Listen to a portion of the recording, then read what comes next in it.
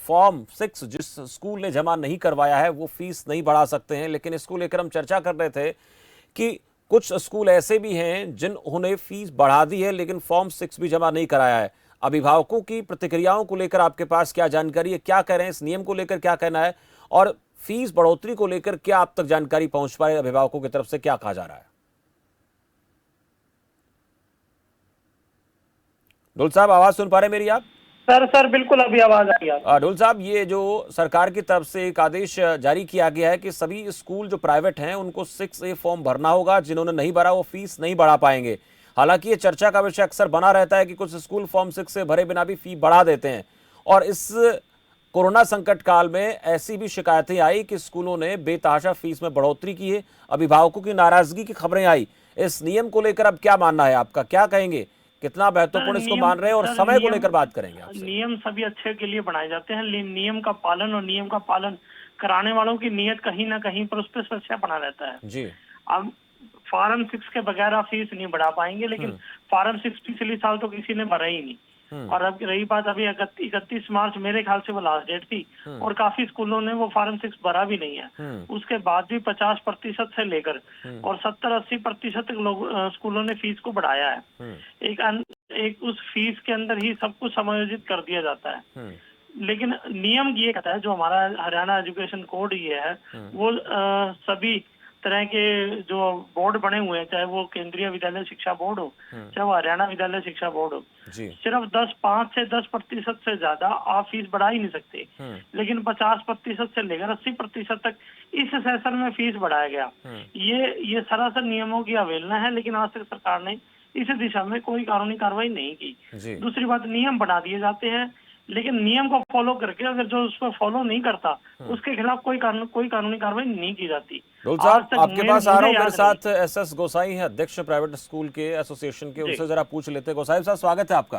जी sir, शिकायत लगातार सुनने में आती है कि फॉर्म 6 जिन्होंने डिपॉजिट नहीं किया वो भी फीस बढ़ा रहे हैं, लेकिन सरकार ने अब ये चिट्ठी जारी की है। हालांकि नियम तो पहले से ही है, स्कूलों को निर्देशित फिर से किया गया। अभी जो है 18 फरवरी को एक्स्ट्रा गजेट नोटिफिकेशन हुआ है जी, और उस गजेट नोटिफिकेशन में ये है कि जो टीचर की सैलरी जी लास्ट ईयर जनवरी 2021 में थी और जो 2022 में थी और जो 2023 में थी, तो किस प्रोपोर्शन में ये बढ़े हैं उसी के रेशो में आप फीस बढ़ा सकते हैं जी। और जो कंज्यूमर प्राइस इंडेक्स है उसमें +5% बढ़ा सकते हैं आप। इस बार कंज्यूमर प्राइस इंडेक्स जो था वो 8 पॉइंट समथिंग था जी, तो वो सारा का सारा मिला करके 13.5 के करीब बैठता था, विच एवर इज लेस जी। और हमारी मीटिंग हुई HPSC की, क्योंकि उसमें एक और भी था कि जो सारे हम फंड्स लेते हैं, बिल्डिंग फीस लेते हैं, डेवलपमेंट चार्जेस लेते हैं, एनुअल चार्जेस लेते हैं, एग्जामिनेशन फीस लेते हैं, अलग अलग हेड के बजाय एक ही हेड में लेंगे आप और उसको एनुअल कैलकुलेट करके उसको 12 हिस्से में डिवाइड कर देंगे। तो हम लोगों ने जितनी फीस हमारी होती थी, एनुअल चार्जेस होते थे, उसको भी हमने ऐड करके, ट्यूशन फीस जो थी पूरे 12 महीने की ऐड करके और जो डेवलपमेंट चार्जेज होते थे वन टाइम वो ऐड करके उसको 12 से डिवाइड कर दिया। क्योंकि ये पहली बार हुआ है तो लोगों को लग रहा है कि ये बहुत बढ़ा दिया है, पर ये समझना चाहिए कि पिछली बार एनुअल चार्जेज भी लोग पे करते थे, डेवलपमेंट चार्जेज पे करते थे, तो इसलिए किसी भी स्कूल का 12% से ऊपर नहीं बढ़ा होगा। ठीक है ढोल साहब, ये हमारी मीटिंग में तय हुआ है। सर मैं आपके माध्यम से पहले तो माननीय प्रधान जी, इनका मैं आभार व्यक्त करता हूँ, इन्होंने समय दिया है। क्या ये बता पाएंगे क्या शिक्षा व्यापार है, क्या वो हमें कंज्यूमर समझते हैं? पहली बात तो ये। दूसरी बात ये सर, इन्होंने कहा कि एनुअल चार्ज ये 12 सालों में पहली से लेकर 12वीं तक नर्सरी केजी की गणना मत करें। नर्सरी केजी कोई बोर्ड मान्यता नहीं देता, ये लोग फर्जी चलाते हैं। पहली बात तो ये, पहली से लेकर 12वीं तक एनुअल चार्ज ये 12 सालों में कितनी बार लेंगे, जरा लोगों को ये भी बता दें। दूसरी बात, डेवलपमेंट चार्ज हरियाणा शिक्षा कोड है, उसके तहत उस कोड के अंदर कितना डेवलपमेंट चार्ज लिखा हुआ है और कितना जो ये बिल्डिंग फंड वगैरह लेते हैं या जो प्ले जो खेल का फंड है वो कितना है और वो कितना लिखा हुआ है और कितना ले रहे हैं। इसके अलावा किताबों पर कितनी लूट हो रही है, कितनी प्राइवेट पब्लिशरों की किताबें लगाई गई हैं और हर 2 साल के बाद जो वर्दी बदल दी जाती है। जरा ये बता देंगे गोसाई साहब, क्या हम कंज्यूमर हैं और क्या ये दुकानदार हैं? क्योंकि जहाँ तक मेरा मानना है शिक्षा व्यापार नहीं है, शिक्षा एक सेवा का साधन है। आप इसे व्यापार बनाने का काम ना करें, हम कंज्यूमर नहीं है सर। ठीक है डॉक्टर साहब, गोसाई साहब मैं आपको, हाँ जी, मैं आपको बता दूं कि कुछ लोग जो है ना, जी बोलिए, वो समझते नहीं है। देखिए, मेरा छोटा सा स्कूल है और मेरे इस बार 7 टीचर रिटायर हुए हैं, उनकी ग्रेजुएटी बनी है 23,05,000 के करीब। ये कहाँ से आएगा? ये तो जो एनुअल चार्जेज होते हैं उसमें से हम कुछ रिजर्व में डालते हैं और वो रिजर्व ऐसे काम आता है। देखिए, पीएफ है, ग्रेजुएटी है और जो बिल्डिंग का मेंटेनेंस है, बिल्डिंग का एडिशन है, फर्नीचर का एडिशन है। फर्नीचर टूटता रहता है क्योंकि बच्चे यूज कर रहे हैं उसको। और जनरेटर है, कंप्यूटर है, जो ऐड होते रहते हैं। ये किसी ने देखा है? मैं अमेरिका के 2 स्कूलों को मैंने देखा है। इंग्लैंड के मैंने जो सबसे बड़े स्कूल जो कि हैरो एंड ईटन के नाम से, जिनके आधार पर सारे दुनिया के पब्लिक स्कूल चल रहे हैं, उन स्कूलों में ये है कि डेवलपमेंट इतना ज्यादा होता है और उनकी फीस पर कोई रेस्ट्रिक्शन नहीं है। और इंडिया में भी इसी तरह से आए हैं कि फैसिलिटी ज्यादा देंगे। गोसाई साहब, हिंदुस्तान की तुलना अमेरिका से करें तो ये बात कहीं जायज ठहरती है क्या? शमशेर जी, हाँ, जो फैसिलिटी अगर मैं बीच में एक मिनट गोसाई साहब, कुछ जोल साहब पूछना चाह रहे हैं जी। सर, क्या हम इंग्लैंड का कानून मानेंगे, क्या हरियाणा का मानेंगे या भारत का मानेंगे? हरियाणा का कानून क्यों नहीं मानेंगे? हम हरियाणा का क्या कानून मान रहे हैं। आपने हरियाणा एजुकेशन कोड पढ़ा है सर?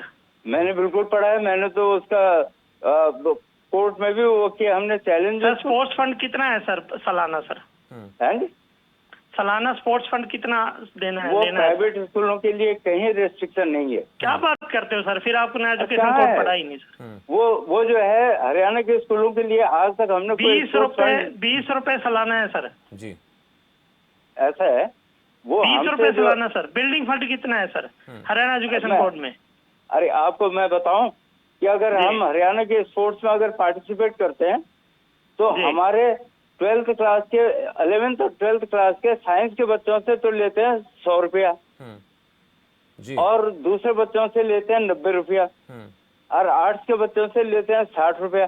मतलब ये इरेशनल है कि नहीं है? 2,000 रुपए सालाना लिया जा रहा है। जो बच्चा पार्टिसिपेट कर रहा है, क्या वो साइंस वाला बच्चा अलग पार्टिसिपेट करेगा? वो तो बल्कि बहुत कम पार्टिसिपेट करता है, जिसकी मैक्सिमम फीस ये मांग रहे हैं हमसे। सर मैं हमने 2,000 रुपए सालाना सर। हर बच्चे साहब एक बात कह रहे हैं कि 2,000 रुपए तक फीस ली जा रही है स्पोर्ट्स फंड के नाम पे, जो आप बात कर रहे हैं स्पोर्ट्स फंड जमा भी नहीं नाम पे सर। ऐसा है, वो हम इसलिए देते हैं कि करीब 20,000 रुपए तो यही ले लेते हैं अगर हमको पार्टिसिपेट करना होता है इनके स्पोर्ट्स में स्टेट के, और 10,000 रुपए सीबीएसई लेती है स्पोर्ट्स फंड पर ईयर। और स्कूल में क्या गेम्स नहीं होते होंगे? जितने गेम्स होते हैं आजकल, आप हॉकी की बॉल देखिए, क्रिकेट की बॉल देखिए, वॉलीबॉल का नेट। गोसाई साहब, एनुअल चार्ज कितनी बार लोगे आप साल, पूरे 12 सालों में? एनुअल चार्ज मैंने आपको बताया कि एनुअल चार्ज देखिए कितनी बार पहली से लेकर 12वीं तक? हर बार कौन से कानून में लिखा है पहली से लेकर 5वीं तक, 6वीं से लेकर 8वीं तक? कहीं रेस्ट्रिक्शन है? कहीं रेस्ट्रिक्शन है सर? कोई रेस्ट्रिक्शन नहीं है। मैं वही कह रहा हूँ, आप इंग्लैंड का कानून मसले पर तो कहीं ना कहीं कंट्रोल करने की जरूरत है, और ये चीजें तभी निकलकर सामने आती हैं जब स्कूल प्रशासन के लोग हमारे साथ मौजूद हों, अभिभावक संघ के लोग मौजूद हों। इस पर कहीं ना कहीं नियंत्रित, देखिए प्राइवेट स्कूलों का भी सरकार को सोचना चाहिए, लेकिन इसके साथ साथ अभिभावकों पर भी कहीं बेवजह जो बोझ बढ़ रहा है, वो चाहे किसी फंड को लेकर पैसा लिया जाए। देखिए सर, ऐसा मानिए गोसाई साहब, बहुत से स्कूल ऐसे हैं जिनको लेकर हमारे पास खबरें आई थी, जो हम मिडिल क्लास स्कूलों को छोड़ दें तो बड़े स्कूलों पे अच्छी खासी तादाद में फीस में वृद्धि की गई है, जिस पर कंट्रोल आप लोगों को भी करना चाहिए, सरकार को भी सोचना चाहिए और अभिभावकों की तरफ भी देखा जाना चाहिए। बैलेंस बनाने की जरूरत है, और ये लेटर जो जारी किए जाते हैं इन पर भी अमल होने की जरूरत नजर आती है। गोसाई साहब, छोटा सा कमेंट। हमारे यहाँ हर ग्रेड के स्कूल हैं, गवर्नमेंट स्कूल हैं, प्राइवेट स्कूल हैं, आप आज ये देखिए कि प्राइवेट स्कूल 250 गज में जो चल रहा है और गवर्नमेंट स्कूल 5 एकड़ में चल रहा है, बच्चे वहां न जाने के बजाय वो 250 गज के प्राइवेट स्कूल में क्यों जा रहे हैं? कहीं तो कोई अट्रैक्शन है। प्राइवेट स्कूल में देखिए बगैर टीचर का कोई स्कूल नहीं रहेगा, चाहे कैसे भी एडजस्ट करें, लेकिन टीचर होता है। गवर्नमेंट स्कूल में हजारों में टीचर नहीं है। ठीक है गोसाई साहब, लेकिन ध्यान ये भी तो रखना चाहिए ना कि मजबूर वहां नहीं बच्चे मजबूर क्यों हैं, सरकारी स्कूलों में क्यों नहीं जाना चाहते? आप भी समझते हैं, हम भी समझते हैं।